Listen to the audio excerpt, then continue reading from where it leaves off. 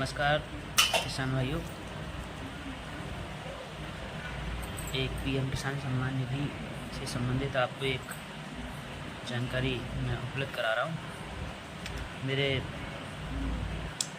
Agriculture update YouTube channel में आपका स्वागत है। जैसे कि कई लोगों का फ़ोन आ रहा है बार बार कि हमारी किस्त नहीं आ रही। तो क्या है कि जैसे मान लो किसी व्यक्ति ने अगर फार्म ऑनलाइन करा रखा है पहले, तो जो है अगर उसकी किस्त आ रही है और आने के बाद में अगर रुक गई है किसी कारण से, तो पहले अपना जन सेवा केंद्र से जाकर उसका स्टेटस निकलवा लें। स्टेटस निकलवाने के बाद में उसमें एक चीज़ आपको देखना है कि जो उसका एलिजिबिलिटी वाला एक कॉलम आता है, उसको आप प्रोग्राम देखिए तो उसमें देखिए कि किसी तरह से उसमें नो तो नहीं आ रहा है, नंबर एक चीज़। दूसरा, अगर नो है तो फिर उसमें थोड़ा परेशानी पड़ेगी चालू कराने में। अगर यस है तो कोई परेशानी नहीं है। आगे चलते हैं। उसी के नीचे एक और कॉलम आता है, उसमें पर्सनल डिटेल वाला, तो उसमें आप देखिए खुलवाइए। उसको खुलवाएंगे तो उसमें आपको दिखेगा कि लैंड सीडिंग यस या नो, आधार सीडिंग यस या नो, DKYC यस या नो। तो तीनों में अगर यस है तब तो कोई परेशानी नहीं है।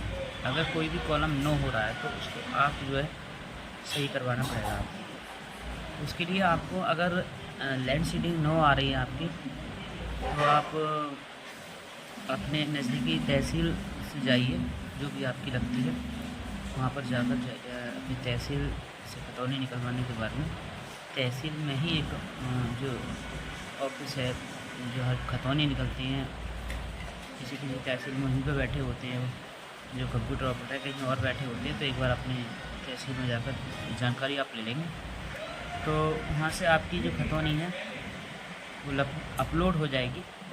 और अपलोड कराने के लिए आपके पास जो पीएम किसान पोर्टल का एक रजिस्ट्रेशन संख्या होता है, यूपी से, जैसे आप अगर यूपी से हैं तो यूपी से शुरू होगा, और आप अगर अदर स्टेट से हैं तो वो आपका कोड आगे लगाएगा। और जो आपने स्टेटस निकलवाया उसी में ही आता है, आपको कहीं उनसे ढूंढने की जरूरत नहीं है।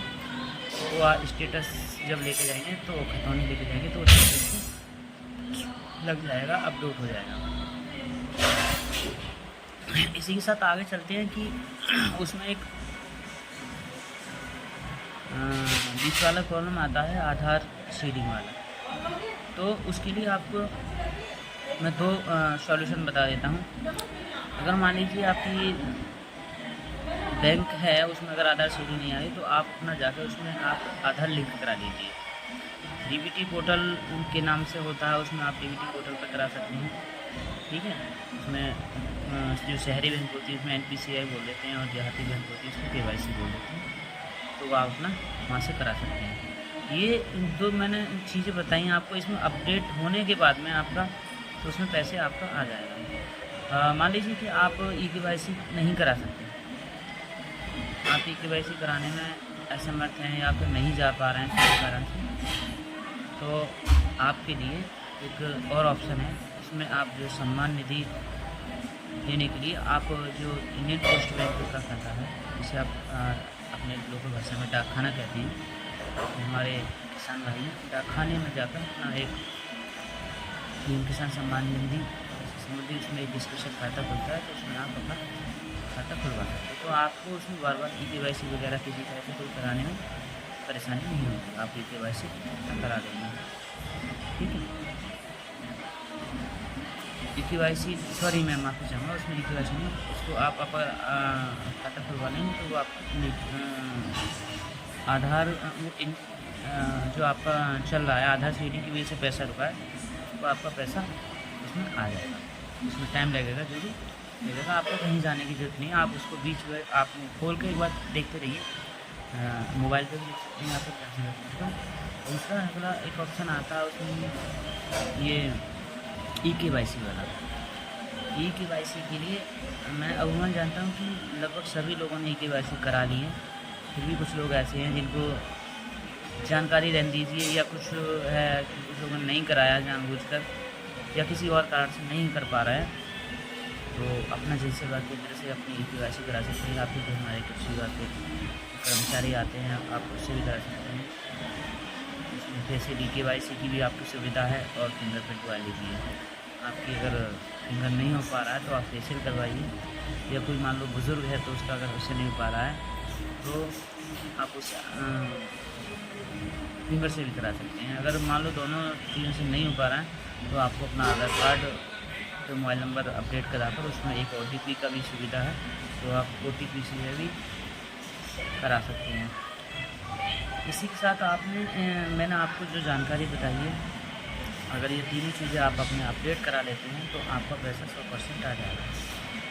अगर इसके बाद में पैसा नहीं आता है तो आप अपने जो कृषि विभाग का ऑफिस है जिले में, वहाँ पर आप संपर्क कर सकते हैं, और जब वहाँ जाएँ तो अपना आधार कार्ड और आपका नॉर्मल, वैसे इसमें आधार कार्ड की आवश्यकता होती है।